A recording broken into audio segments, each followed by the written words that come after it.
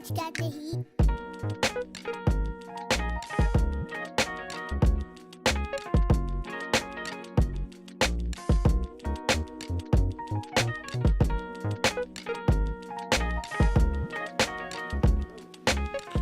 Hey, welcome to Unpacked Radio. I'm your host, Norris Pope Johnson. I got with me DC Baddest. Hey. Happy Friday, everybody. Yeah, it's Friday. Thank God it's Friday. Yes. Let's get into this thing. Let's get into it. First and foremost, have you seen the Bernie memes? No, seriously, the last one I just saw was hilarious with him sitting with Forrest Gump. Oh, my goodness. Shout out to Bernie, man. You are the new I meme cannot. king of Facebook. I don't think I've ever seen one run this long. It's probably going to go another day or two. Then after that, the world will find something else to be entertained by. But for right now, it's hilariously funny. But, Bernie Sanders, big shout out to him. He's just real chill. Yeah. I love it. He's like, I'm going to sit here with my little mittens on and social distance. I don't know what y'all talking about, but I'm all the way over here chilling. All right, let's get into the shenanigans. Let's do it. This is a true story. All right. All right, me and my lovely half on my favorite shows is Catfish. Love me some catfish. I don't know how people still get catfish in this day and time of technology, but they somehow managed to work it out. A young man not even a young man, his lovely other half wrote a letter to Catfish stating that she was with a guy for 8 years. They was in a committed relationship, and for whatever reason, he couldn't get over his first love. And he tried to creep into his first love DM, got caught red-handed, and this young lady wanted to prove to her other half that he was being catfished all those years ago. So Catfish took on the case. The lady was there, the dude was there, and I'm looking at this lady like, you a fool, because one, you trying to help this dude find somebody who allegedly catfishing him, and he tried to cheat on you at the same time. Not even mind that. We get to the end of the catfish. We find out the person that was catfishing him was the young lady mother, was using her pictures to catfish this young man. You heard me correct, people. The young lady mother was using her photos, nude and otherwise, to catfish young men. Wow. DC Baddest. I have no words. I need some words. I need some words. I need something. Give me something to go with. What can you say? That's insanity. That's psychotic. I know, this is real life. This is real life. This really happened. Really? This really happened, yes. And then the lady Mo was just like, I was so lonely at the time. I went through a divorce. Everybody moved up. I needed somebody to show me some love. This is how I found love. By catfishing young men. Wow. And enticing them with nude photos of my daughter. You got nothing? I cannot. You ain't got no answers for me, Sway? And this is the first time I've probably been speechless in a long time. You ain't got no answers for me, Sway? What can I say? Well, I got some words. I got some words. Go ahead. I want to hear it. I know you do. Let's go. First and foremost, to the young man who was being catfished. You had a good woman at home who you going to creep on to someone else's DMs that you don't even know who's real. Risk your relationship for something that may be fraudulent. You have to be the biggest fool on earth. And then the young lady who you trying to cheat on, reach out on your behalf to catfish to find out that you are being catfished. Yes, this is insanity. But this is how lonely and desperate people are, even when you're in a relationship. You can still be lonely and desperate. Yeah, but that's reaching out for hope. The hope that beautiful dime piece you knew from 18 years ago is real. That's reaching out. Can't be satisfied with that good woman you got at home. You got to reach out for hope. And then you find out it was her mama. And all hope is gone. All hope is gone. All hope is gone. Just like that. Just like that. Just like that. Now, we have a guest this week. Cannot. My man, I've been knowing him for a little while. He wrote a book. He wrote a nice book, nice little covering. You know what I mean? Look at the professionalism there. Look at that professionalism. It is nice. It is really Front nice. and back. It is nice. I didn't get a chance to read it yet, though, but it's nice. We're gonna dip into the book. We're Okay. gonna ask him why he wrote the book. Okay. We're gonna ask him what motivated him to write a book. We're gonna dip into this man's personal business. My man Dwayne gonna be up. Dang, he sound like he gonna be digging. You know me, I dig in. You know, I gotta find out what motivated you. Woo. So my man Dwayne gonna be coming out. We're gonna be talking all about his book. We're gonna be discussing the issues in his book right after this break. All right. Ready.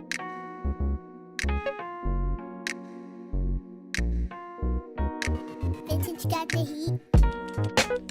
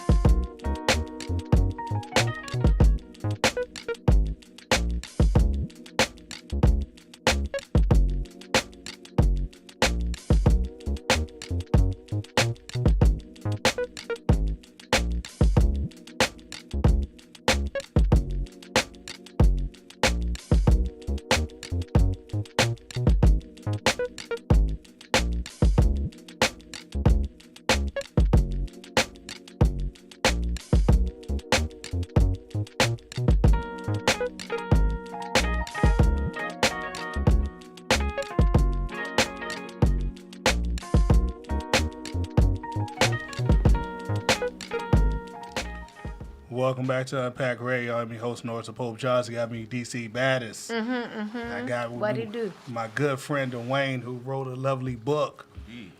I mean, I just now peeked at it. What's up? I'm peeking to the side. I thought I saw something, but I'm tripping. Tripping. I'm tripping. He tired. You know what I mean? I am tuckered. I'm tuckered. Dang. Shout out to Coach Dirk and shout out to Kevin because I don't know how they do it because they train people all day, every day, and I am rest to go to sleep after I watch Ready for Love. So that's what it was. See, I wasn't tripping. I was just making sure. Okay.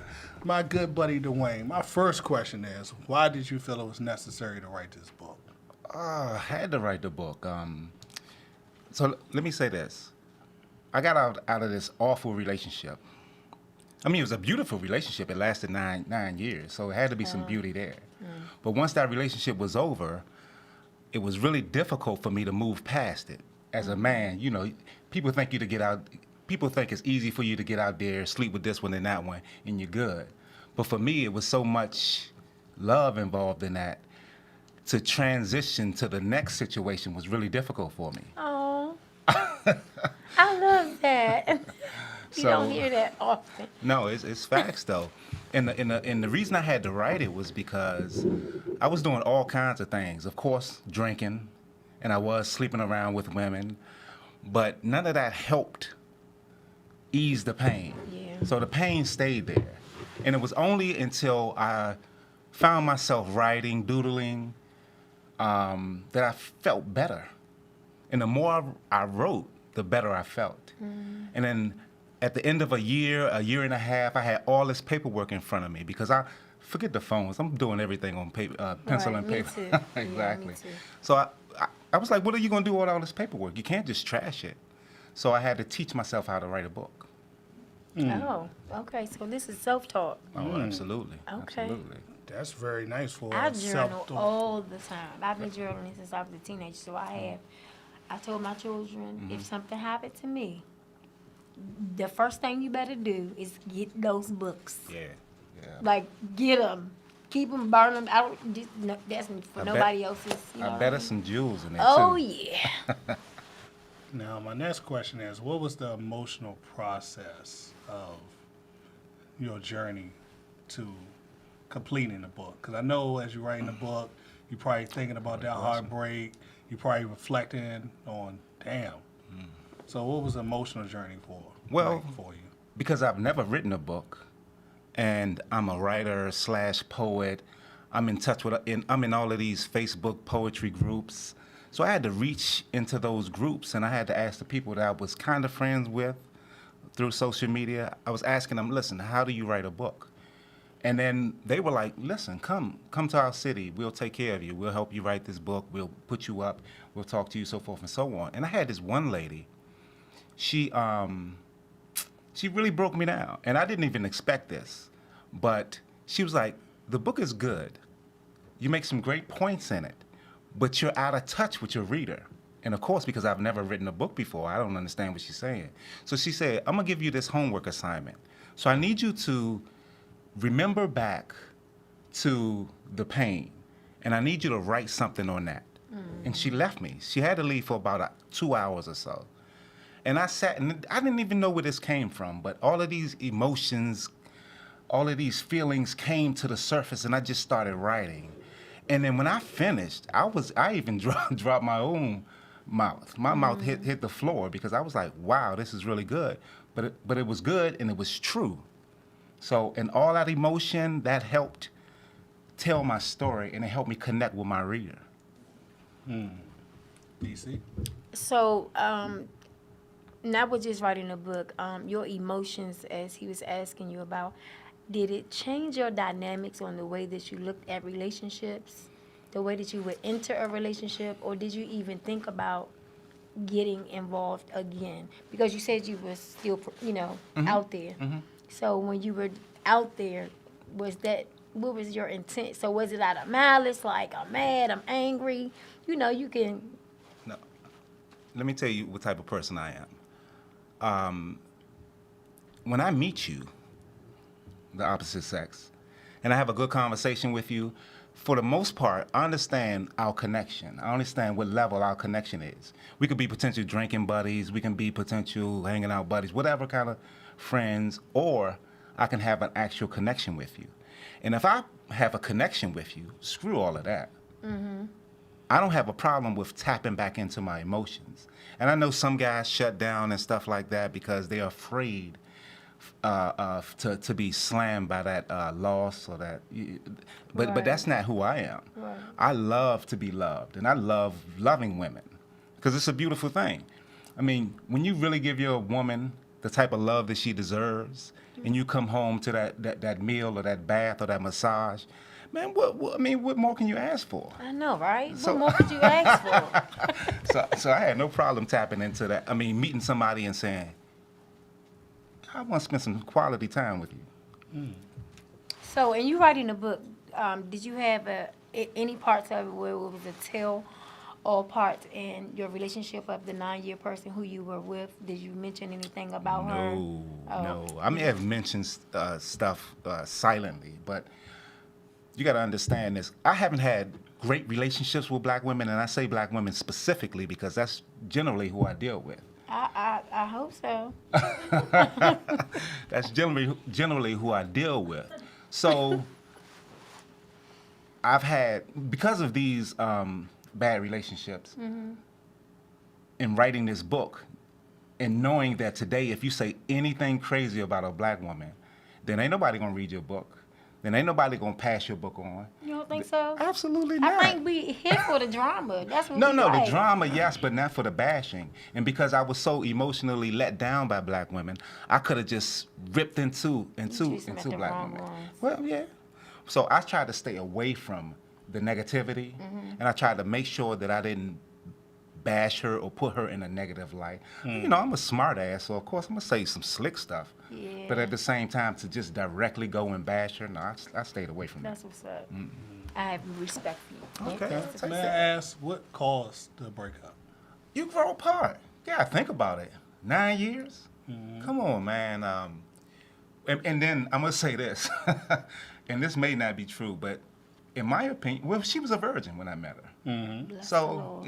yeah, so after 9 years, you're comfortable with the person you're with, but in the back of your mind, you're like, man, I need some new PP, I might need to go out here and get me something You different. felt like you needed new I, because what she her, wasn't I felt like experienced? she, well, probably Oh, so. I mean, okay. you know, you outgrow the relationship, and I do believe she outgrew the relationship. And to be perfectly honest with you, I was tired of the relationship, but because I'm such a creature of habit, it was so difficult to let it go. So even though I wanted to step away, I'm a creature of habit again. So I'm like, this is my normal. I'm used to this. I'm used to waking up to my son. I'm used to looking out for her, taking care of us as a family. Mm-hmm. Now you want me to let this go after 9 years? Yeah, I'm tired of you, but I don't think I'm gonna do it. So the part where you said you guys outgrew one another, I often hear that a lot. And I was married, and I think we went through the same thing. My husband was 10 years older than myself, so it was a part where I wanted to grow up, and he was like, "No, like you're underneath, you're underneath me." He was real controlling, Exactly. But I was there for it because it's a process. I took an oath, before God, and I was just like, we're gonna make this work regardless. I just can't deal with infidelity. I can deal with everything else, but I can't deal with infidelity. So I just I don't know. And you're married. Yes. So the outgrowing each other part, isn't that where you're supposed to get stronger? Well, that's when you need to find a good relationship counselor, because you may not truly understand. Like now they have your love language. What is your love language? Yours might be you like. All of them. I have all of them. You can't have all of them, babe. You can't have all of them. No, I do. All But you of got to them. know what your love language is, and then you got to know how to correctly speak to someone where Oh, they can definitely. hear you and you can get your point across and it doesn't offend them. Now that is And so I think that's important. the most important key That is of so- building yes. a good relationship is to make sure you're heard without offending someone. And in my difficult. past, I was an F-boy, so therefore it was mostly 80% me. God bless So Kim. therefore, once you stop being an God bless F-boy, Kim. you can correctly have a good relationship.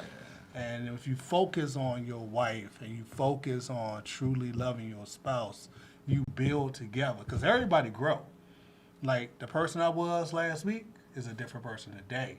So everybody is growing into maturity. Every day you're supposed to grow. Right. Every day you're supposed to change into someone new. Right. You don't supposed to be the same person you was last week, last month, or last year. I agree. Everybody's growing. But are you growing in the same direction, and are you growing with a purpose? Exactly. Is the real key. And that was what happened. We were both growing. Actually, I hit a wall, and that's completely different from me, because, I wake up every day looking for a new challenge. But I had hit some stumbling blocks. I mean, it's all in the book, mentality, and she was excelling in her field, and she was growing and meeting people and getting bigger and getting better.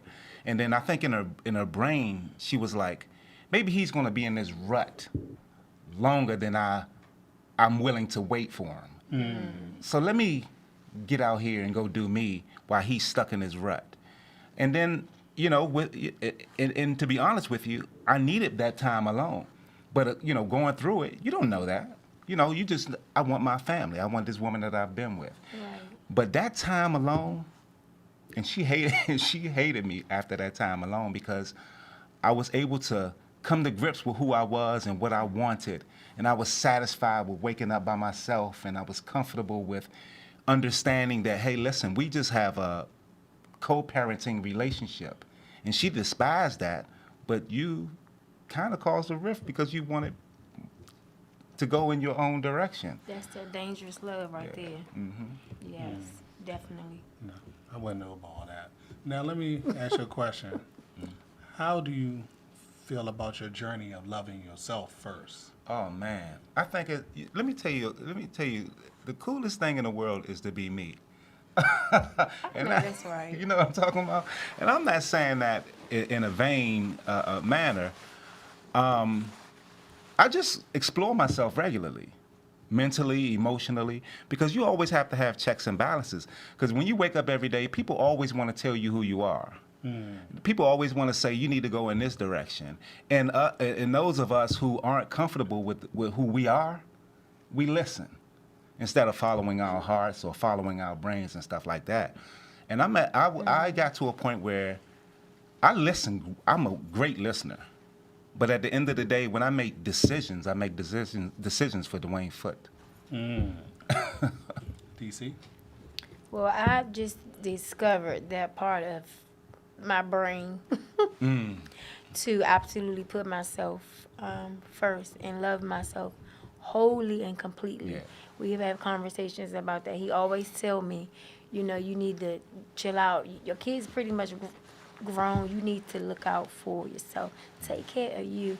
And I find myself so many times always putting everybody else first, and especially in my relationship. My man came first. I was that submissive wife. I mean, that submissive girlfriend. I didn't have a problem with doing anything. Yeah. As But long you seem like you're such a. You seem like you got some fire to you. Oh, don't get it twisted.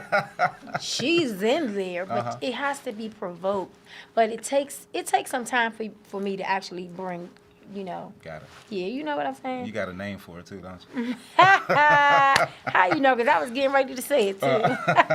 What's your code name, DC? That's between me and whom I will be with. I will not reveal her. I will not. Sir, whomever you may be. I know whoever you are, I am here waiting, patiently waiting. You sound like you have for a good ride. Yes, indeed. Years of frustration about to be like, round. Don't get me wrong though. The book isn't completely about the relationship. I mean, the relationship is the reason I wrote it. The book is actually, you know, just like a lot of black boys in this country. You know, I was raised without my dad. Mm-hmm. And because of that, I fell into what I would call rock bottom. Why do you say that? Because I was without everybody. I mean, that's like I said, the book is a tale of two tales. Initially, so let's just say the first 9 pages chapters are about the people in my life: my mom, my father, of course, my sons. The second part of the book is basically about the story that says how I hit rock bottom, and because I didn't have those lessons taught to me by my father, that I stayed at rock bottom for longer than what I should have. Now, what is your definition of rock bottom? I lost everybody. Not necessarily everything, because I've worked. I've always made a good wage. I've always taken care of myself, but it wasn't like I lost material things.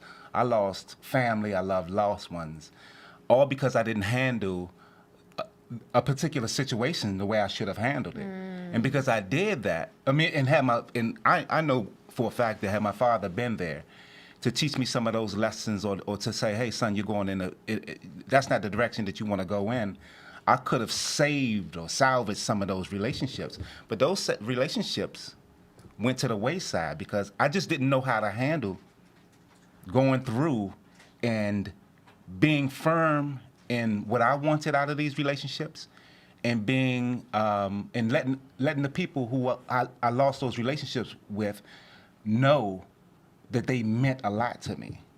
I didn't know how to navigate it though. So were you able to recover? Absolutely not. Absolutely not. You got to think when you're in these relationships with your parents and these relationships with any loved one. Once you lose that trust, once you lose that love, it's really difficult to get it back. And both parties have to want it, you know, and that's my issue right there. I fight for love, you know. I fought for the love of my significant others, of my immediate family and stuff like that. But they were comfortable that it wasn't as close as it used to be. Right. So I had to get to a point where, again, like you asked me earlier, that I had to be comfortable in my own shoes, comfortable inside myself, and say, hey, did you do the right thing? Did you show enough? Did you express enough love when you tried to reconnect? Or did you shortchange yourself again? And I established that I showed enough love. I was patient. I was tolerant. But they didn't fight with me. So cut your losses and roll.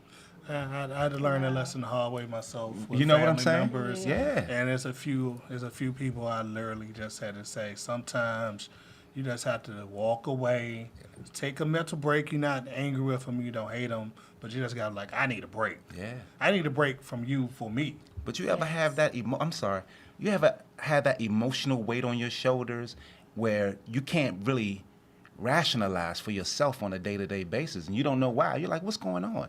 But you got that emotional weight on you, and as soon as you say, that's it, and you cut it off, and you live for yourself, you feel so much better. Yeah. So much better. I never let nobody take me to that point. Yeah.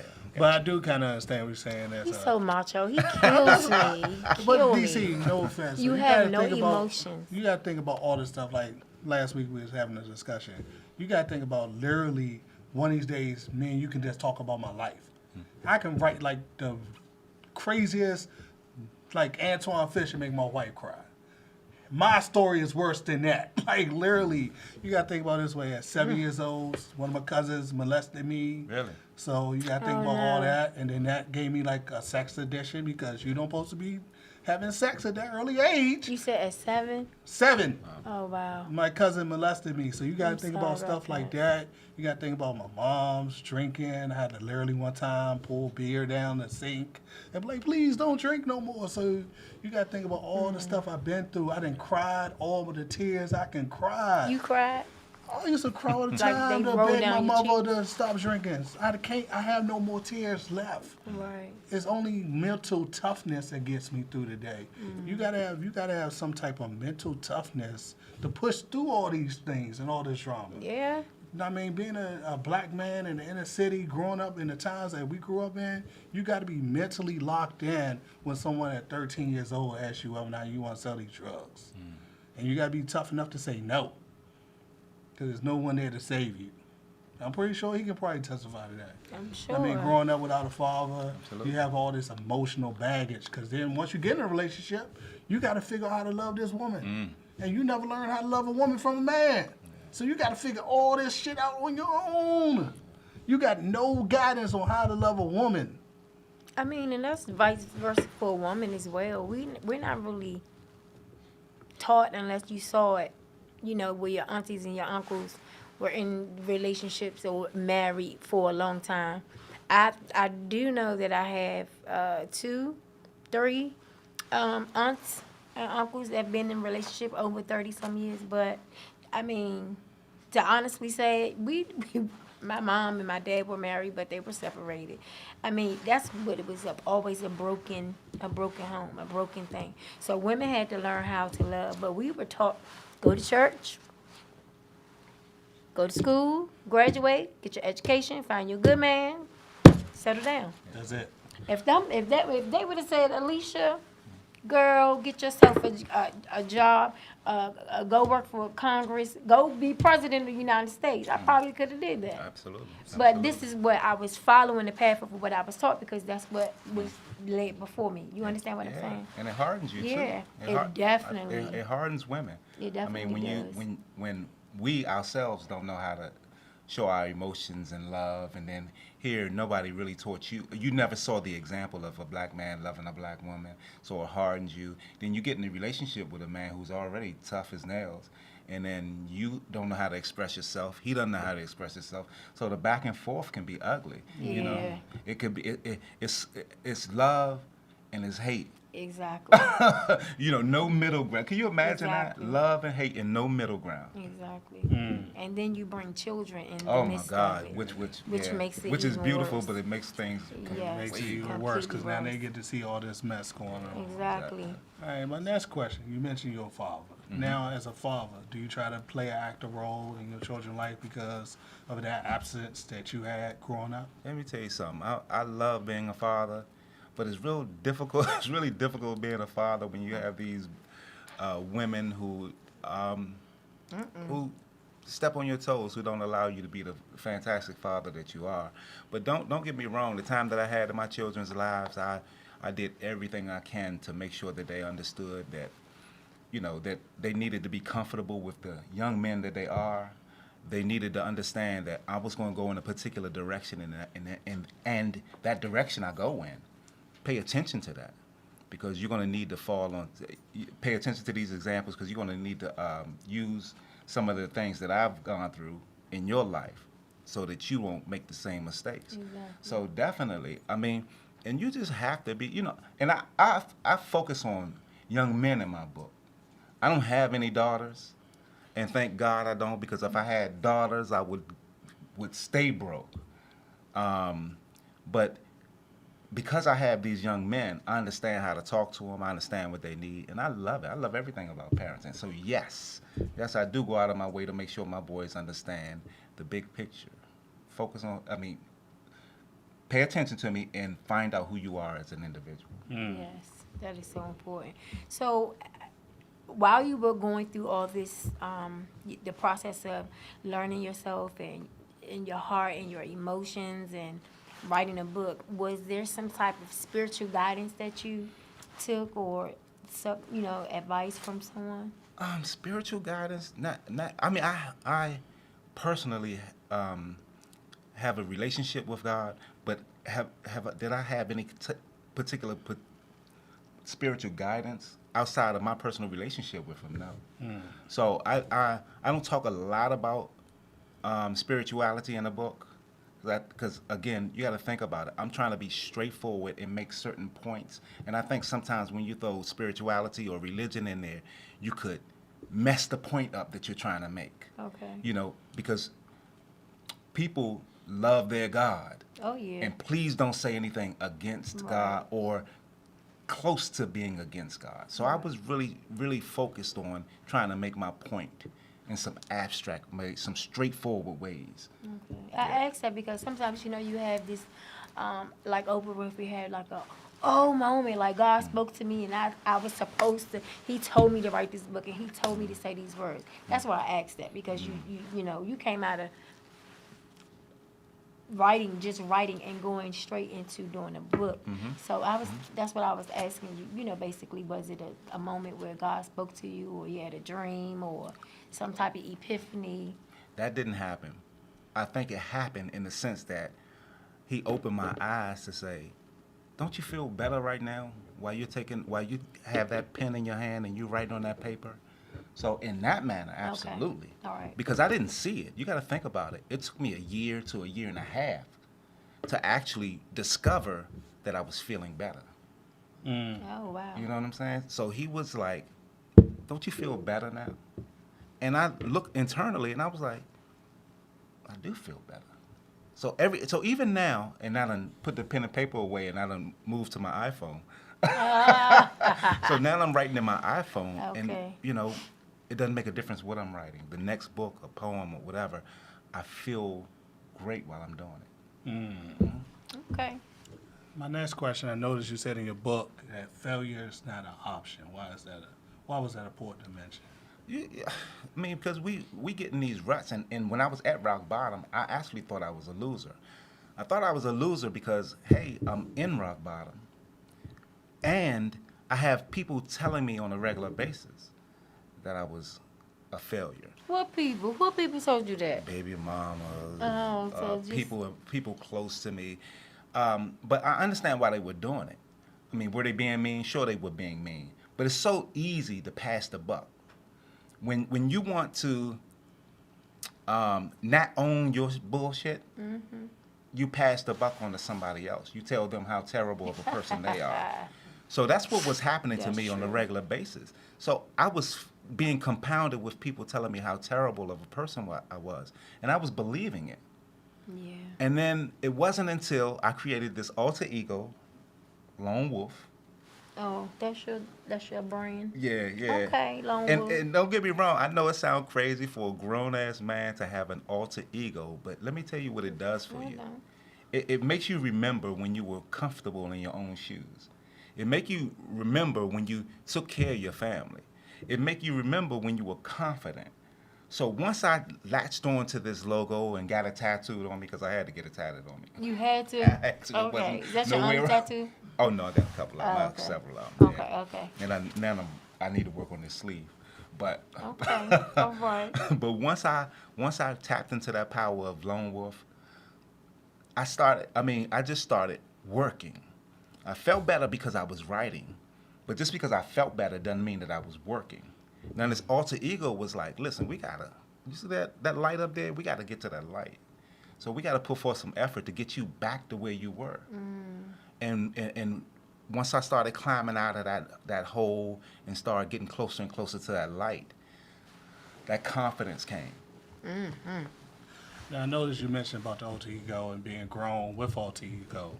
So I'm going to make you feel comfortable right now. Will Smith, just a few months ago, said that Will Smith had to keep him sane.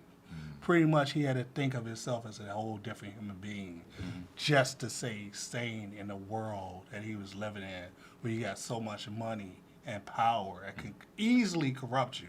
So you have to kind of find a shell to protect yourself from all the outside resources that's always trying to leech off of you. So you might be using that alter ego just to be like, hey, this shell right here is going to protect the world from leeching my energy. Absolutely. DC? Yeah, I think at some point in time, everyone, whether you have money or not, reach that point where they have to actually decipher themselves from, separated. It has to be a separation at some point in time because it gets heavy. I mean, it seems like the weight of the world is on your chest when you lay down at night and when you wake up in the morning. I mean, I've definitely been there. Just had a very awful last Friday. And I don't want to even get emotional about it, but when you feel. It's just amazing to feel, but when you feel and your emotions begin to rev up, you want it to be in a positive light, but sometimes it doesn't always come out like that. Right. Especially when you got negative people in your ear and you don't have that circle. And that is so important. You definitely have to have people around you that are motivating you to do the right thing. Speaking positive vibes, always giving, good advice, whether they know what the situation is or not. Because you don't know what my situation is, but you always say, keep your head up, don't let nothing get you down. You can do this, you got this, you got this. But, when you got somebody and you're like, girl, let's go fuck this nigga up. You know what I'm saying? What? We ain't scared of no police. What you mean? But you got yours, I got mine. Let's go. You know what I'm saying? So that's exactly what you don't need. So, yes, I definitely can understand that alter ego. My alter ego definitely keeps me on my feet. She keeps me in all my little pieces, my wigs, and make sure that when I step out the house, I come out correct. Because when I'm in the house, sometimes, especially in this pandemic, it has been crazy. I have been at the lowest of lows, look in the mirror like, who is this person?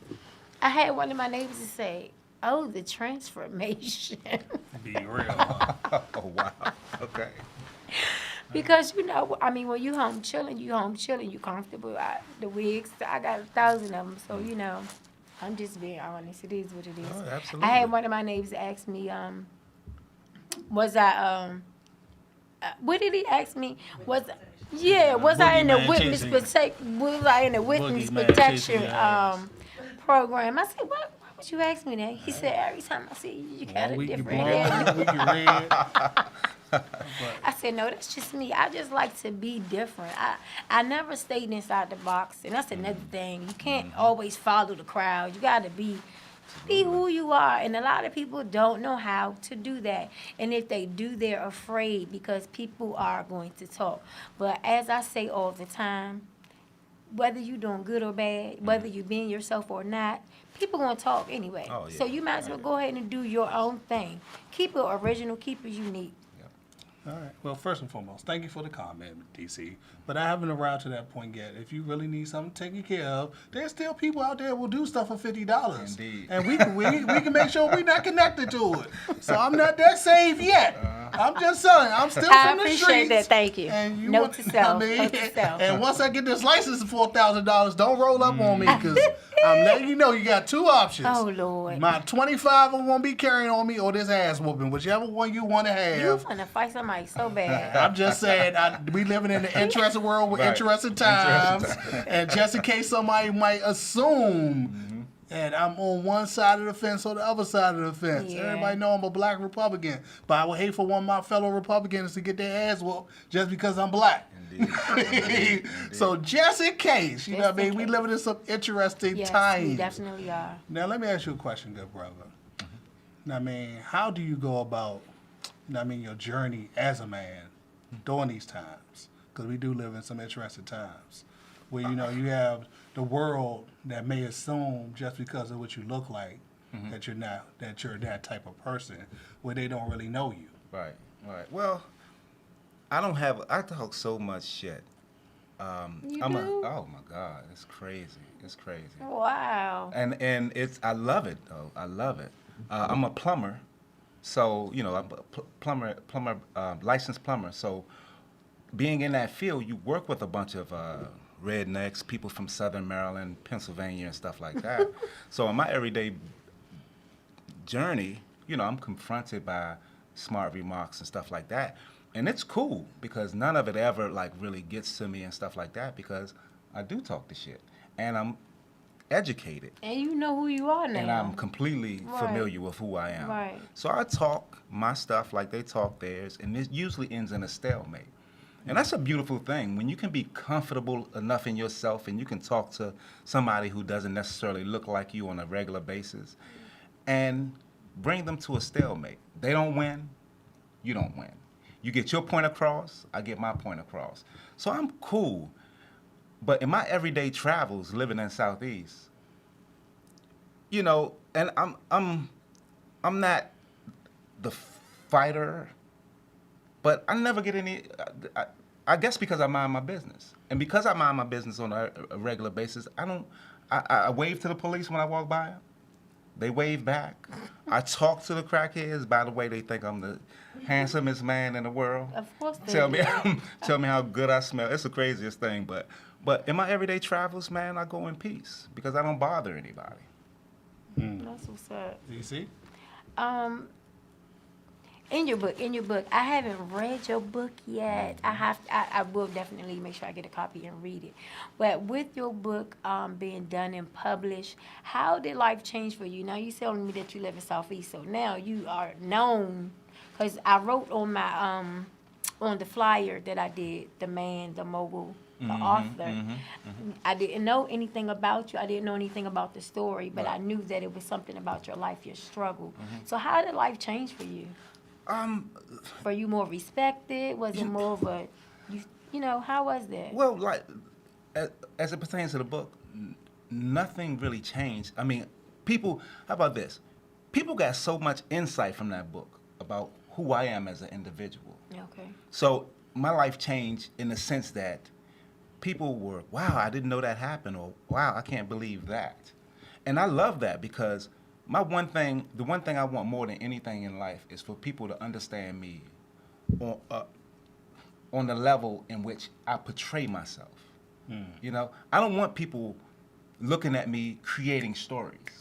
I want to be able to say, hey, this is who I am. And they say, yeah, that is who you are. That's who you portray yourself as. That's who I read about in a book.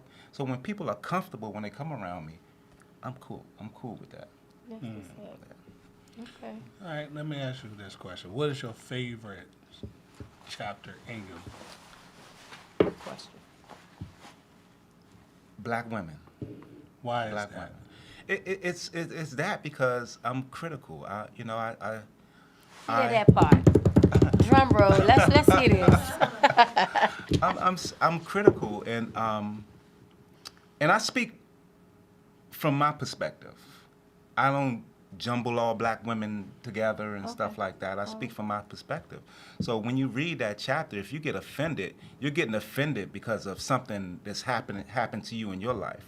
You're not getting offended because I've said something pulled something out of my behind and said something crazy. But I love that story because I talk about. I love the way I started off when I talk about Venus Williams and how she's gold on a tennis court and so forth and so on. I mean, the things that the way I say it makes it sound like I want to be really nice the entire chapter, and then I get into my story, and then I'm not so nice. Okay. Not so nice. So wait a minute. Let's Before it get gets too into hot in here, let me take a short break before the steam comes out of 'cause I wanna know. DC Baddest head. We'll be right back. I want to hear about it. What you say?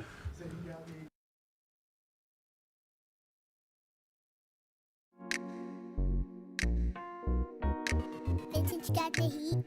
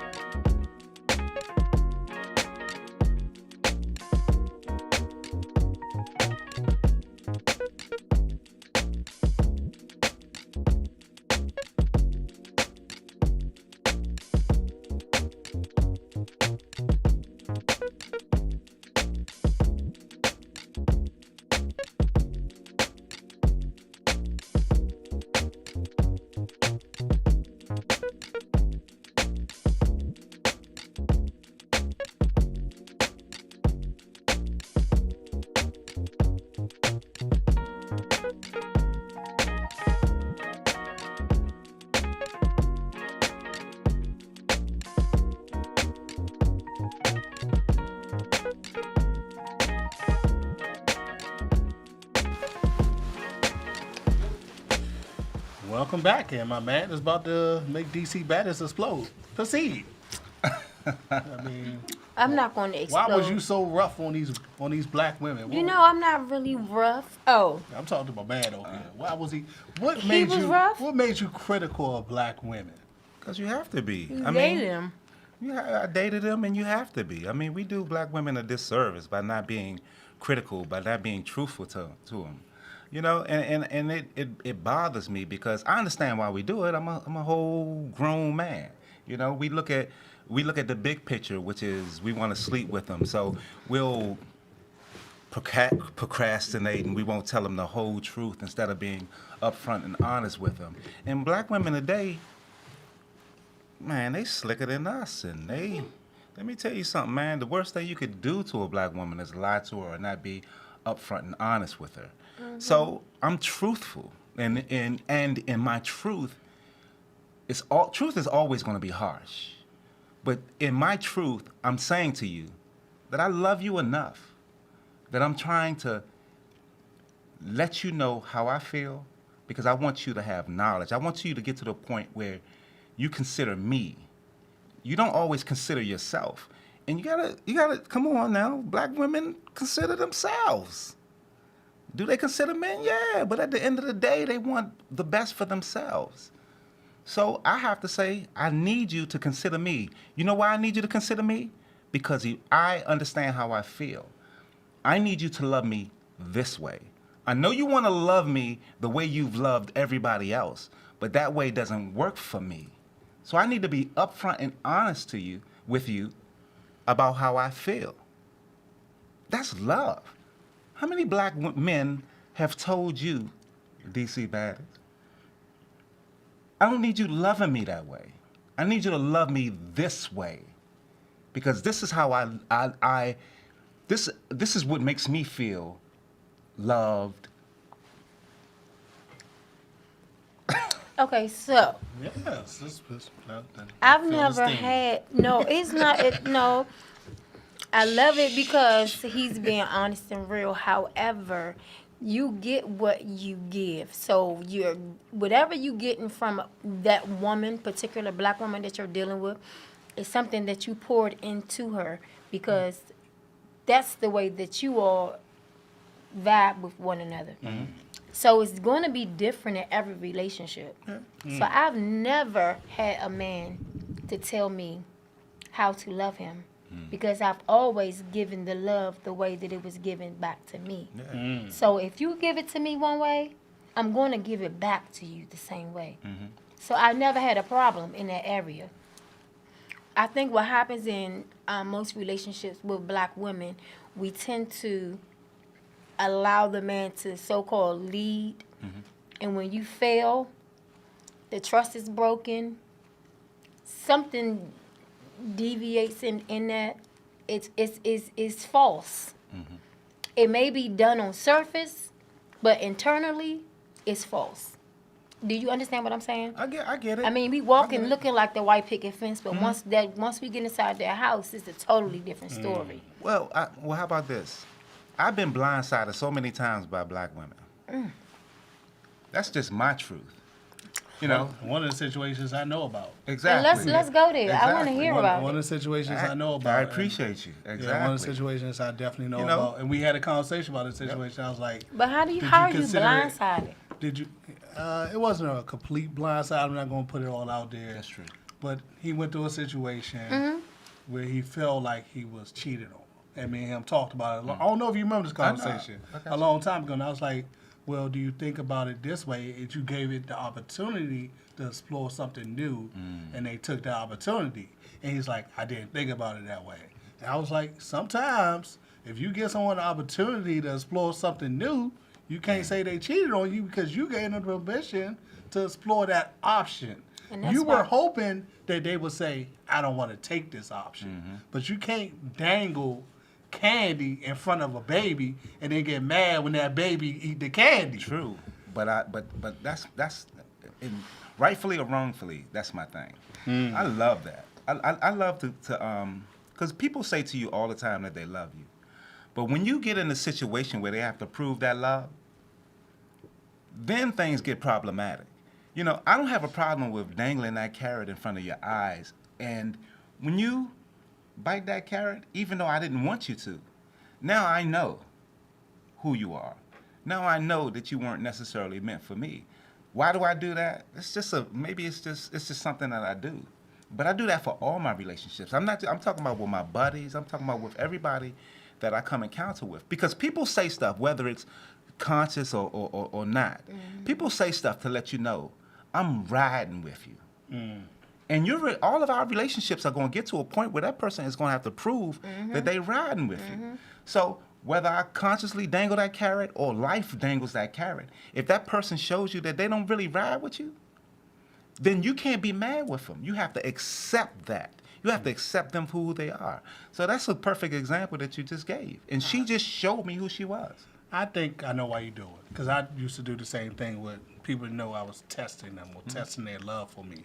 I think it's come from a place of you've been so hurt and you're so guarded that you want to see who's really there for you. And you want to make these little tests to see whether or not you pass That's games. or fail. Yeah, yes that's and no. Games. Yeah, Nobody have time for no games. No, I'm a he has grown woman. I don't have time for that. Don't test me. Hey. No, look at the hand came out there. Don't test me. Don't test me. Like what is that all about? No, he has a great point. That maybe in some relationships I did that, but in other relationships, I'm so comfortable with who I am. I'm so confident in Dwayne Foote. I don't have a problem with my buddies being cool with the lady that I'm dating because Your buddies?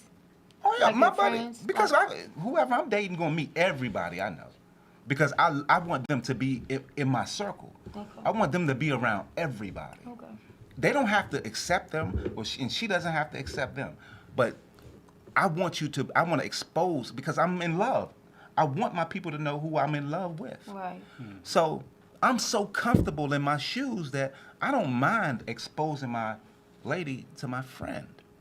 Now, if my friend does something or she does something and it shows you that maybe she wasn't the right one, but I'm super confident that even after she exits, I'll find something else. Okay, I have a question from my producer. Sideline question.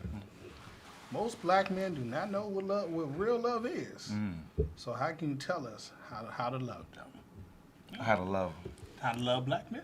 When we don't really know what real love is, how can you tell us how to love them? Well, we got to do that. We got to do some self-exploration. And we terrified of that. Black men are terrified to explore ourselves. Yes, you are. And we have to explore ourselves, even if we have to go to get some counseling. We run from that. That's number one. We run from that. The When doctor. that's the best thing that ever happened to me was I went to a counselor, and I didn't think that me and this white woman, she was going to have any positive words for me. And I'm talking to her, and I'm saying, that relationship was so beautiful. Why is that relationship over? My Oprah moment. She says, life ain't fair. Jesus. That's life. I was like, what? But it's Just factual. like that. Yeah. It's factual. So you need those moments where you talk to people who may see the situation differently. Definitely. Counselor, Pastor, somebody. friend, pastor. Great point. Somebody, and you have to talk to yourself. You have to say, I'm uncomfortable in this situation. And you have to be truthful with yourself. A lot of times we don't want to tell the truth to ourselves. We just want to ride it out. And it's not cool to ride it out because you're going to make things worse. You got to say, this isn't emotionally healthy for me. This isn't mentally healthy for me. Let me take a step back. Let me examine how I feel about this particular thing. And let me either exit or do what I have to do to work to get to a place where we are comfortable. Let me ask you another sideline question. And this is very true. Most men, we don't want to seek counseling. So, you know what I mean? That's why they don't want to own up to their problems. Absolutely. Which is very true. That's a great sideline point. And I believe now we live in a time, I think it was my guy Charlamagne made the point that we all live in a time where it's acceptable for us to go get the help. Absolutely. But our parents and our grandparents, it wasn't acceptable for them to reach out Such a stigma. for help. But now we live in this time where black men are now saying I'm in therapy because I suffer from anxiety Yep. or I suffer from this. And I'm just like, it's so many positive black men out there reaching out saying, now I'm going to get therapy because I know I need the help. And maybe that can save a life. So how was your journey through therapy, and what made you really decide I need to go get this type of help before I crash out completely? I just didn't feel good. I didn't feel happy inside. And it stuck with me for a long time. And this is even before that relationship was over with. I remember my oldest son's mom when I as you can tell, I love hard. So after that relationship was over, and that relationship probably lasted 4 years. When that relationship was over with, I was sad, and I didn't know how to get past it. I went to a counselor session, and me and this lady sat and talked. She was a black lady, and she made me feel at ease with that situation. Can you imagine had I not gone through that situation? See, me going through that initial counseling session, in my brain made it say, counseling is cool. You can get to a point of comfort within yourself that you can understand that better days are ahead. But had I not did that, I wouldn't have known that. So because I went through that session, in other situations, whether it was relationships or personal things, I was comfortable enough to say, you know what, I need to use my job's EAP. I need to go in here and talk to somebody to explore what's happening with me. And in every situation, I got great advice. That's good. DC? That's good. Like I said, I haven't read your book. But because you said this black woman thing, I'm stuck. I want to get deep into it. Cool. So I don't know how much time we have, but We got half an hour. We got So- 30 minutes. We got a whole 30 minutes. So and how I got to do make a you- church announcement. But other than okay. that, we How got- do you really view black women? Has all of your experiences been bad? What type of black women have you experienced, and were they different ones? So, because you know me, I consider myself to be classy with a little bit of, street in me, Right, right. but I can go to the White House The and I best can go type, to the best type. to the co-house. You know Right. what I'm saying? But what happened? Because when I hear you say black women, I'm listening to it. It sounds dirty. Yeah, I know. But that we've been conditioned and trained to say to think that anytime you say anything that's not positive about a black woman is negative, and it's not. It's not. I can have a problem with you and you be a black woman. It's cool, cause when you have problems with me, and I'm a black man, it's definitely cool because you're gonna let me know what's going on. So why can't I let you know, black woman, what's going on? Because you know what, I feel like we are so disrespected, period, across the board. Facts. The most disrespected, I mean, from 400 plus years ago up until now. I mean, we can sit here and we can battle with who's the most disrespected because they make laws to put you in power, black woman, and put us down, the black man. So we can argue about who's the most disrespected, or we can have healing resolution about going forward. Exactly, and rather have I the definitely resolution. would rather have that. However, the sound of your voice when you say black woman is not a gentle. It's not gentle. No? It's not. Okay. So that's have cool. you healed? Are you Absolutely. I've written poetry about black women that you got something you want to say now? I want to hear something because I need to. wow.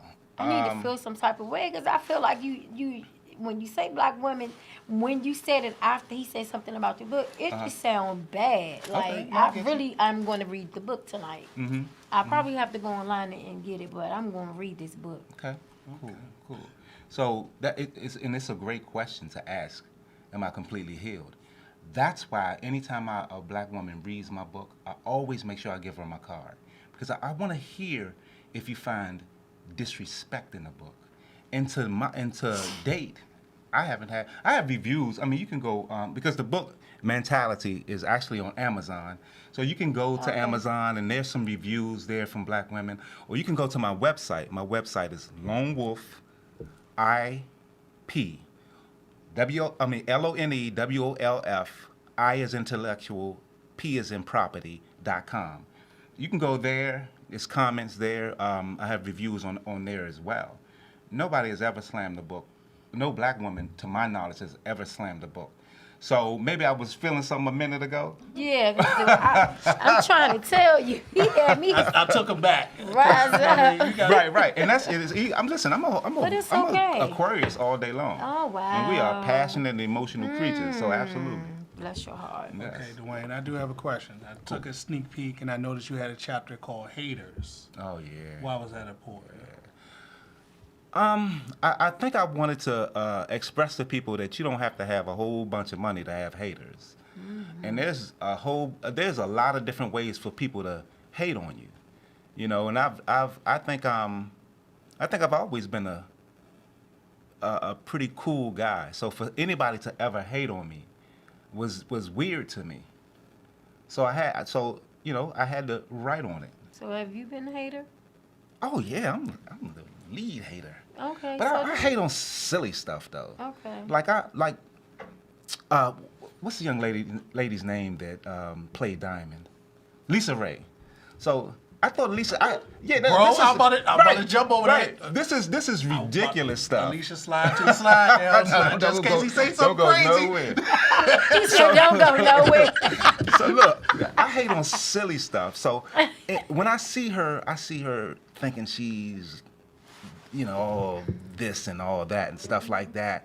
So I never took to her. But I went to the Essence Music Festival, and she had just gotten off the stage. And she started walking to her next event.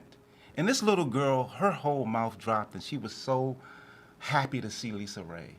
And Lisa Ray stopped, and she was like, oh my God. And her people were trying to usher her off to the next spot. And she was like, no.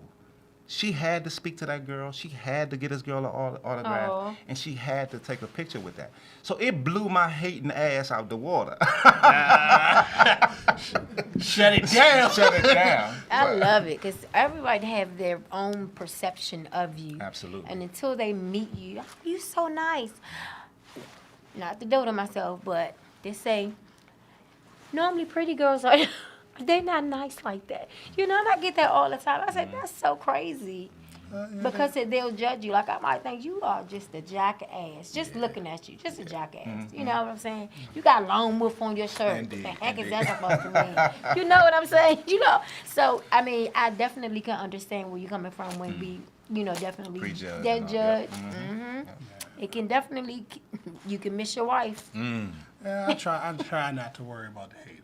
You know what I mean, personally, because I had a change in my life. You know what I mean? I changed my whole body. Right. From a whole different person. And even that comes with hate and misunderstandings. But you got to think about it this way.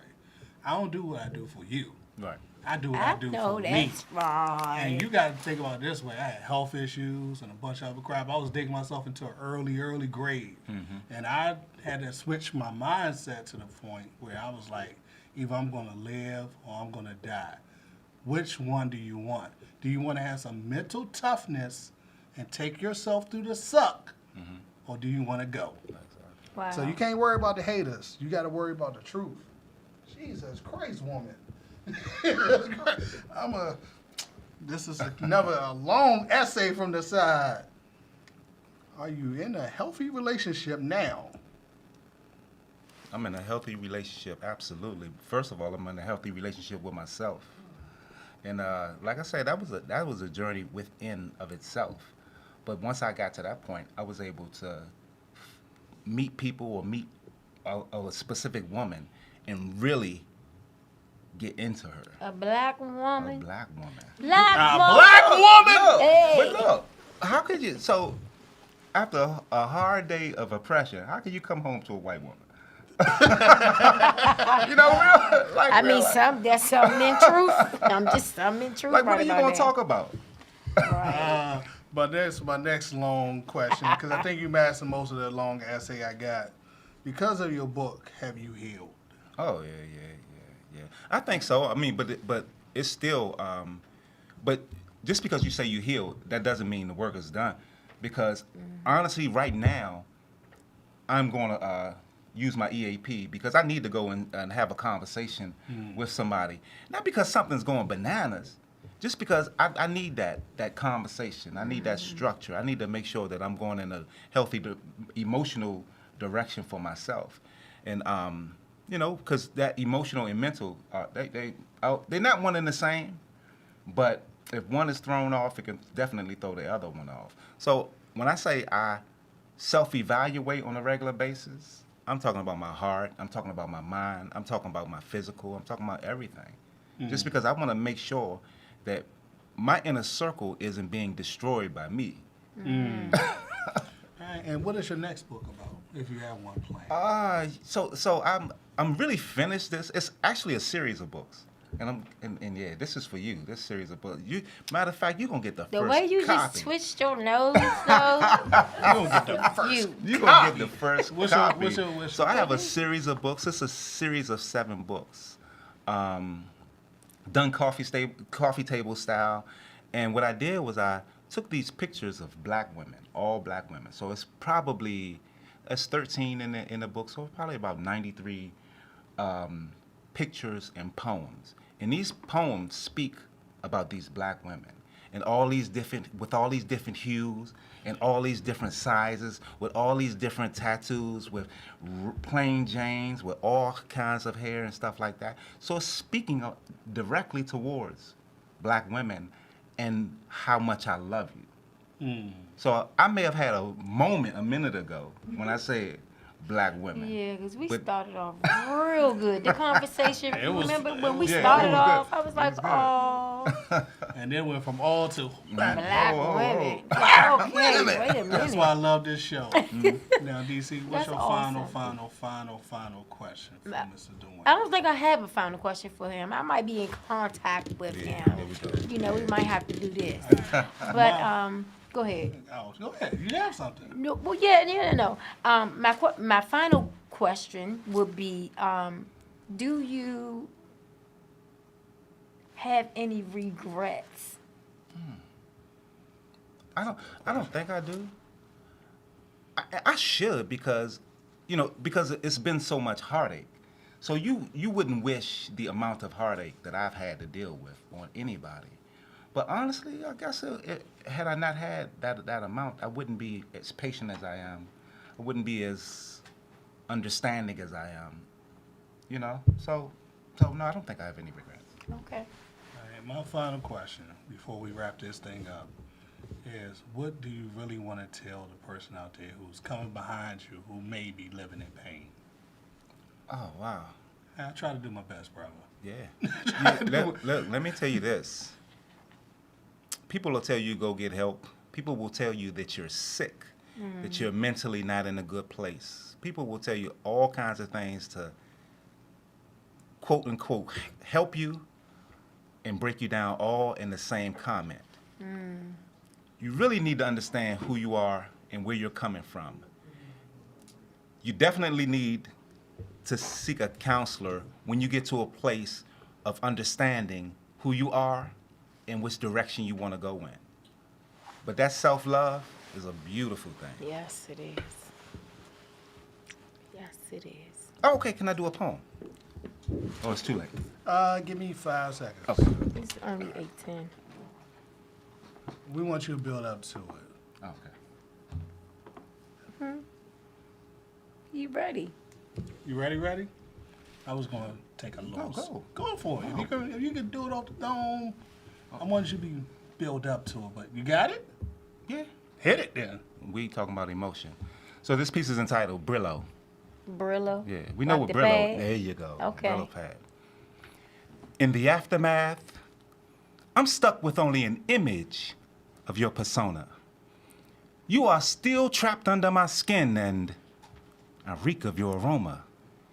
Ink and toner has scarred me for life. So I bathe, trying to remove the engraved commemorating art that I willingly purchased. This is now a memento with no purpose. The tattered up surface of my skin is bruised, but not as bad as my abused heart that at some point has to be reused, but next time in a equally loving capacity.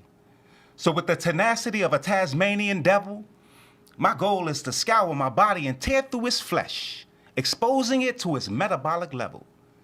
The combined odor of you and the scented oil that I doused myself with earlier stinks as frustration sets in once I realize that no one has a girlier exfoliating loofah, that I expected to be more abrasive. But for your odor, I need something persuasive enough to make me feel fresh. So I'll use Brillo in my attempts to remove you from my flesh. The wire mesh leaves me with new reminders, but I still have trouble seeing them because of the love blinders. Now I understand that the emotional remains, the tear stains, the everyday pains of me still loving you is my burden to bear, but how come I still care? And the evidence of that is in the medium rare coloration of my exposed meat. The shower's heat burns externally, while thermally, the cascading waters are unbearable, showering for so long that the wrinkles make my skin unwearable. I wish my skin was comparable to that of an armadillo, so it wouldn't hurt so bad when I use Brillo to lessen the foul stench within the carotid arteries of my heart's ventricles. You chose the worst possible premeditated time to leave me, so the pain you inflicted was intentional.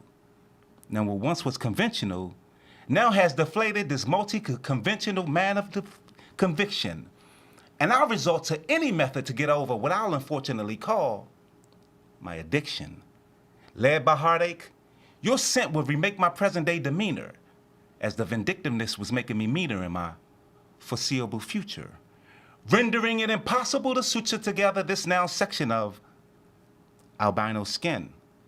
It sucks not having rhino skin. A dream deferred. That's what you leaving me has inferred. Now with the lines no longer blurred, I cry as I head to bed to wrap my arms around my pillow, angry at my inability to remove your odor as I scrub my entire body with Brillo. Jesus Christ. I don't know what I'm going to do to top that. So we'll be right back after this break. And there's nothing I can do now on top that joint. That might. Vintage got the heat.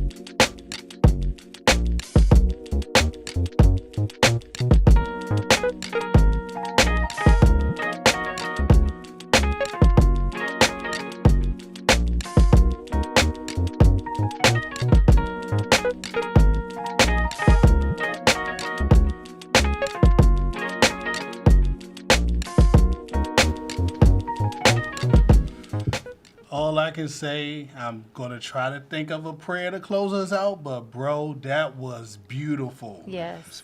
Black man to black man, I can say this with comfort now, because that's something you got to work on. You got to Yes. work on telling another black man to his face. Yeah, love. That was some fly ass stuff right there, bro. Appreciate you. What do you gotta say? I know we got a caller coming up, Alicia. What do you gotta say about that? Cause you all smiles on that one. I am. I totally forgot about the whole black woman thing. You might have redeemed yourself. He You might have definitely redeemed did. yourself. It was so intricate with the emotions, and you can actually feel, like I could visually see what you were saying. I don't know if that makes sense to you No, it does. when you talked about the armadillo skin and just I mean, geez, it's so many points that I could go to. That was nice. Thank you. I definitely want to get more of your. And I have a girlfriend who's definitely. I know she's watching Nicole. We gonna have to. Yeah, we're gonna be digging this. Oh, Reggie, we took too long. Oh well. It's okay. Well, it's Oh time. yes, to that wrap was up. definitely time that to was wrap it good. on up. All right, Those DC, emotions. Where do you have to say in close? Where can people locate you at? All that good stuff. You can locate me on Instagram at DC's Baddest and on Facebook, my government name Alicia Coe, and that's about it. Unpacked Radio. Oh, Dwayne. Just for the record, I'm having a website release on the 30th of January on my Facebook page. You can go and you can pull up all my information right now on that particular website, even though I'm going to launch it on the 30th. But it's again, it's LONEWOLF, I as intellectual, P as in property.com. All right. All right. Well, my final statements are church announcements. So we're still working on uploading last week's episode to YouTube. So our Okay. YouTube family, please be patient with us because my nephew has to do 1,001 things. You don't know how hard this young man has to work to get this stuff to upload. He got to put it on a file, then he got to take it from the file, then it don't have sound, then he got to figure out how to get sound on it. So we are still working on last week's episode. So we may hold this episode for a day or two to let last week's episode play a little bit, and then we will launch this episode, which is a very important conversation for people to listen to. That's the most important thing. And we currently have 80 people locked into our YouTube channel. Amen. And it takes some people almost a year to get to that point. We only been doing it for 4 months. That's what's up. So I thought coming in, it was going to be like, oh man, I got all these supporters. I used to do all this stuff on the streets. It's going to blow up. But you got to be patient. And you got to keep on pushing your product. And you got to keep on pushing your ideas so people will listen. I think that's the most important thing I can say. Next week, we got Mr. Jeremy Lucky coming in. He's going to teach us all about credit. And he's going to teach us how to build up credit. He's going to teach us how to use our credit to fire our bosses. So ain't God good? Hey, You glory. never know. Somebody might get to tripping. And my man about to teach you how to live off a credit card and live good. So I'm going to bring my notepad next week. All right, we will see you guys next week. And thank you, Dwayne.